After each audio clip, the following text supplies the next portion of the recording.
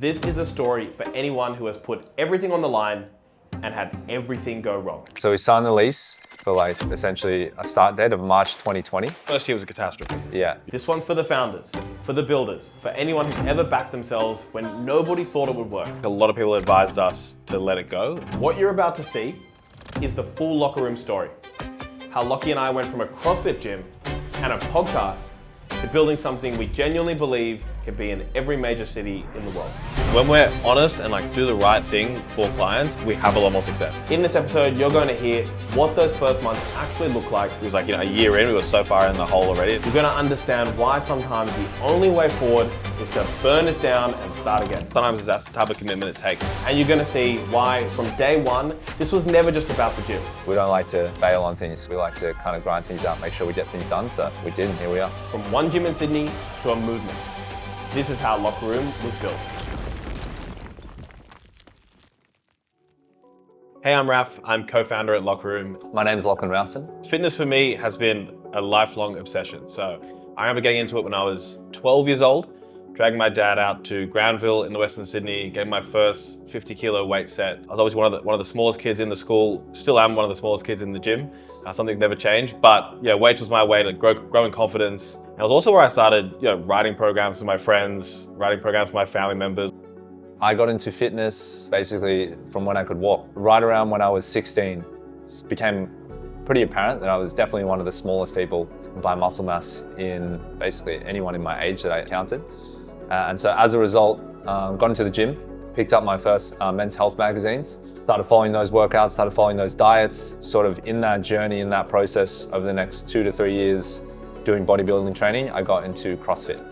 And that is when Raf entered my life, got introduced by a mutual friend. I definitely remember meeting Raf and thinking oh, this guy has a really good energy, and I just knew we'd be a good training partner straight away. Fell in love with training, walking around barefoot, eating slow cooked meat, and just really focusing on getting stronger, getting fitter, and being in the gym as much as possible. I think first session we met, we went for a track session, like a running session at an oval. Don't remember much from it other than I was very far towards the back of these running intervals. Pretty sure within maybe a day or second day, we did discuss opening up a gym together. I remember on the way to a cafe or something like that. Literally could have been the first day we met. We were really kind of putting in plans about potentially starting a gym together. Yeah. I'll never forget the first day he introduced me to his dad. And I walked into the house and his dad turns to me and he goes, "You're right, Raf. He really is skinny." And so the insecurity, doubled down on the insecurity there. Creature was our first go at business. And I like to say we ran Creature for about 2 to 3 years and then we started a business. We just loved the sport of CrossFit at the time and we loved training, and the business was sort of a second priority. We worried a lot less about the money as long as I could afford food and I could train. We kind of squeezed everything we had out of our most athletic years, and then I think eventually it got to a point where we opened our second and third site. We had quite a few employees and we thought to ourselves, okay, maybe we should start taking this a little bit more seriously. And all that kind of happened around sort of the 6-7 year mark of opening our first gym. Creature was an incredible apprenticeship. I think what was great was we did have 7 years, and it wasn't a casual 7 years. It was 7 years of day and night, thousands of clients, 3 locations, trying different programs, realizing, hey, it's really important you don't get clients injured. It's really important you do get them resolved. It's really important that you treat this client differently to this client and match the right coach with the right client. And that was an incredible training ground for us. And we did give it absolutely our best, but we were learning along the way. And we finished the 8th year way better than the first year, and been able to bring that into Lockeroom, which has been cool. This is back in 2013. The Mind Muscle Project podcast was basically a passion project initially. So Raf and I both loved podcasts. At the time, there was maybe 1 to 2 health fitness podcasts in the world that were actually worth listening to. And then in 2014, we decided to interview actually a guy who was quite good at nutrition in a podcast format, released it to YouTube, released it to our clients, and got really good feedback, and thought, okay, why don't we just keep doing this? And so we then created our own podcast, and then over the sort of 7 years that ran alongside Creature, we managed to grow the #1 health and fitness podcast in Australia, which we held that for a couple of years there. Traveled overseas 4 or 5 different times on podcast tours, interviewed all of our favorite kind of athletes and entrepreneurs, and basically lived the dream from that side of it. You got to expose us to like the best people in fitness. Like we got to speak to like all the best fitness people in America, Europe, and it like almost became routine for us that like every single week we'd speak to like one of the very top people in fitness, or even fly to like across the world and visit them in their gym. So just like an exposure of like a level up. So that was like obviously just inspiring, but also shows you know, what a high standard of health and fitness really looks like and what you can do for people. Ticked every box we wanted to, worked with some amazing brands, got loads of opportunities, built an incredible network. And that was really helped us to elevate us into Lockeroom. And I'd say without that piece, Lockeroom definitely wouldn't have found the staff that we found through the podcast. And I don't think we would have had the confidence that we would have had. It was just a great lesson in going for a goal that's like a bit more unusual or not the same as what everybody else is doing. So like we went into the health and fitness podcast, but not many people were doing it, had a lot of success in that. And I think you see a lot of that in Lockeroom, which is like we have got a gym offering where there's very few gyms, if any gyms, like Lockeroom. And that's just like a way I think we've enjoyed doing new projects, which I definitely took out of the podcast. The moment it was born was probably right around the same time that we decided to buy out our final business partner at Creature. What we wanted to do with the current brand was essentially being blocked. And that was a huge turning point when basically when it was the two of us, I felt like it was like a really good partnership, and immediately things started to go much better, bigger impact on clients, way better types of service, and it was like an incredible unlock for both of us in our lives, which was amazing. At that point I started thinking, okay, what else is out there? What's successful? Thinking back to different gyms that we visited in America over the years, what formats were good. And there were just a few different kind of brands and ideas that kind of came together. And I thought, well, if we can build kind of a high-end private gym for celebrities and executives, the celebrity part got cut pretty quick. But that initial idea of how can we kind of build this network of high-profile people, of which we had some already at Creature. I thought if there was a gym just for them, what could that look like? And so that sort of happened right around, I would say like mid-2019. The initial ideas when Lockie brought it, I mean, it definitely wasn't a thing where I jumped up and down so excited and like ran to the paint shop to start getting black paint and painting the walls. You know, these things like start slow, and I'm the type of personality where like I need to hear something a bunch of times, think about it for a long time to get excited. And transparently, like, a lot of this started to happen during COVID. So it also wasn't like the most exciting, like I wasn't like, this is a great time to open up a gym. It's like literally the gyms are like shut. So it was a lot of things I think going on at the same time. But yeah, I think the initial ideas I remember were around like a more private offering. Doing a lot more for like the right types of clientele that really need our help and we can help.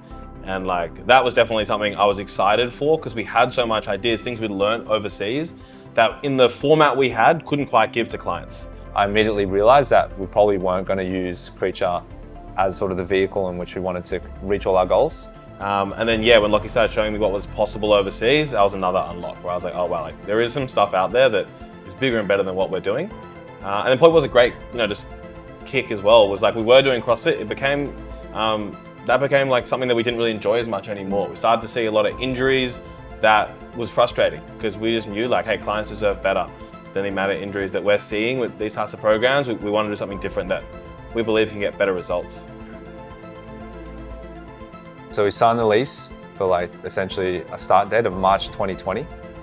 And then obviously the world had a meltdown. First year was a catastrophe. Yeah. So the first 6 to 12 months, we were basically riding the line of like, do we do this or do we not do this? Definitely one where like a lot of people advised us to let it go. And probably like, it probably was the smarter decision to like let the whole thing go because it was like, you know, a year in, we were so far in the hole already and things weren't looking very good.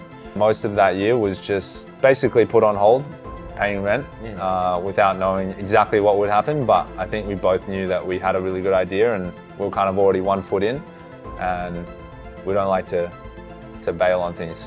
We like to kind of grind things out, make sure we get things done. So we did, and here we are.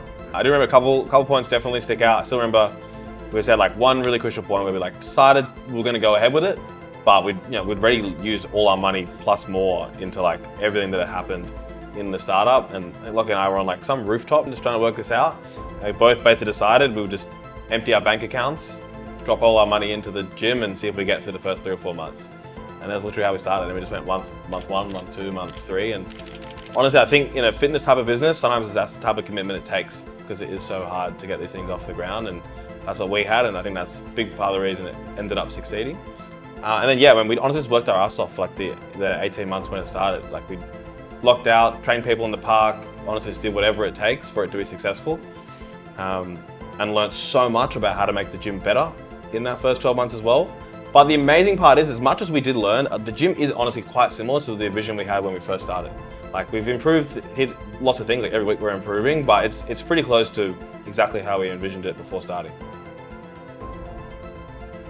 We got basically to a point where the first gym was really coming close to full, and we knew we had to open a second location. Because the demand was so concentrated in such a small area, we decided to open only one block away. So that project took place basically around 2 years after the opening of the first site. What we've been able to do as it's got bigger is just pull in more top coaches in their field, which I think has added a lot to the gym. So like, now we're able to get top boxing coaches that have had like professional fighting careers, amateur fighting careers, and bring them in and offer that to the membership base, or coaches that are experts in running, experts in nutrition, and have people like really focus in on areas that we want to give clients like top tier service. And we've been able to bring that now, and that's what we absolutely love. Is like the whole business has grown. We've been able to get more experts in individual areas. There's always ideas that you have, but you think, oh well, we can't do this right now. We can do it at the next stage, and then you get to that stage, and like, oh awesome, we can do these things now. So at every stage, you come up with new ideas and you grow, and that's the exciting part, and that's why we've kept going. The next few years of Lockeroom, Locke and I have a pretty crystal clear vision. So we love what we're doing here in Sydney, and we feel like we should be doing it in every major city in Australia. Yeah, so we're about to open in Melbourne in around kind of early part of 2026. And yeah, we've found a location, secured a site at 161 Collins Street. It's opposite the Grand Hyatt, next to Loon, if you want a morning croissant and a coffee. Yeah, every client that we spoke to that has a network in Melbourne is like, every time you tell them the address, they're like, oh, that's the best place you guys could go on. So very excited for building this site and heading down there to open it up. We've had this conversation with a bunch of members already. The idea that someone can get on a plane, go somewhere else, do the same program we got ready for you, make your delivery still amazing, I don't know, that's enough. That's awesome for me. We really want to be the place in Australia for that type of clientele. Being able to open in another city in a slightly different market with slightly different preferences, and learning all those bits and pieces, and growing a team there, and being able to kind of move the teams between cities and just grow the brand, I think is super exciting. It's a great challenge, and I would love a day where people from London and New York, Melbourne, Sydney, wherever, are all training at doing the same maybe cardio session for the day, and there's a live leaderboard, and they can all see the scores, and they can message each other in the app, and then they can go to a networking event in another city and meet people from all different locker room sites, and they can talk about how much they enjoy the experience and who their trainers are. If you're ever in town, we should catch up and kind of have that network, and the health and fitness be the center of that network. And I think that'll be a one of a kind, it'll be unique. And a lot of things with fitness, like trends come and go. People go over different types of training, and nearly every gym or service is oriented around like some sort of trend that eventually runs its course. Whereas we don't do that. Obviously we focus on health, fitness and strength, things that like are part of our physiology until we become like robots. It's still gonna be important to people.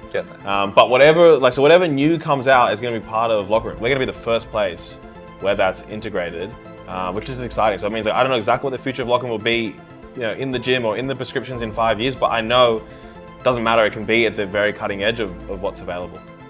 I mean, the fitness industry, if you've ever been a customer or if you've ever worked in it, you realize it has some of the most caring, best people on earth. It's a very community-based industry. For a lot of those people, there isn't a career path, and there really never has been, unless it is opening your own facility. But for people who just want to coach, opening up their own facility sounds like a nightmare. And we've been able to create really long-term, sustainable, well-paying careers. The bigger it gets, the more people we can help from a client perspective, but yeah, the more careers that we can create. And that's something we're super proud of, and one thing we're really focused on. I'll tell a little bit of a story, and I think it'll come to what the members sometimes don't see, which is like, I just went away on a family wedding, probably like 40, 50 people there. Virtually no one's really into fitness, and like it's about 4 days. And like first day when I get there, because I'm like going to the gym, doing my stuff, everyone makes fun of me because I'm the fitness guy. And then second day, everyone sees the bride and the groom, and they're like in crazy, amazing shape because I've kind of given them some diet and training tips over the last 6 months. They were just like lost heaps of weight. Everyone's talking about how good they look. It's like, yeah, like wrapped in the diet thing. And then by like day 4, there's 28 of us in the gym at 8 a.m. on the day of the wedding, and everyone's getting into it. And then when I come home, now they're all like messaging me. hey, I'm thinking of starting Pilates. What do you think? Like, hey, I actually eat this for breakfast. Like, what do you think I should do? And I think what that is like when you really take care of your health and fitness and you're passionate about it, it like has a ripple effect amongst everybody else. And it's funny when you see it in a microcosm like that, but what happens with our clients is because so many of them are leaders, when they get into amazing shape and they drop 20, 30 kilos here, they increase their muscle mass, they're out going for runs on the weekend, it is countless the amount of people around them that probably don't train at Lockeroom, but they just also get in shape. And it's like, oh man, if that guy or girl can do it, I'm doing this thing too. And I think, we have hundreds and hundreds of clients at Lockeroom, but there are thousands out there that have like been inspired by the people that leave this gym, are successful in the rest of their life, and now they're also successful in their health and fitness, and people realize there's no excuse for me, I'm gonna do it too. I mean, honestly, the only constant in that whole thing is Raf. So yeah, without him, like I wouldn't have been able to do this. And so I think just the belief that we have in each other and the faith that we put in each other and like the way we work together. We've slept head to toe in like a single bed together in LA in like scorching heat, and we had no money. And I think if you can get through those experiences and still be friends and still be able to work together, then like, I have faith that no matter what happens, we'll just be able to keep building a strong business. We love health and fitness, and when we're honest and like do the right thing for clients, we have a lot more success. And there's so many times where we've had like different little opportunities that maybe weren't like the most just giving clients incredible results. And every time we started to think about one of those paths or one of those distractions, it hasn't been as successful as when every time we've just been like honest about it, right? When we did the podcast, we just gave people like the honest truth about stuff, and that was like really refreshing. And then we gave them like the honest best training we had when we had the CrossFit gym. And then when we started to lose passion in that, the business also started to struggle. And then when we came here and we was like, hey, what we're gonna do different to like maybe all the different group fitness gyms and this types of gym is like, we're just gonna honestly give you what we think is the best possible training for you. And I'm not gonna sugarcoat it into like a flashy different business model that we think could be really cool. Obviously it has to be a business, but like what we won't deviate from is like anything that's not honestly what we think is the best thing for your health and fitness. Well, I did get this from Raf, but I think it's a principle that applies to everyone.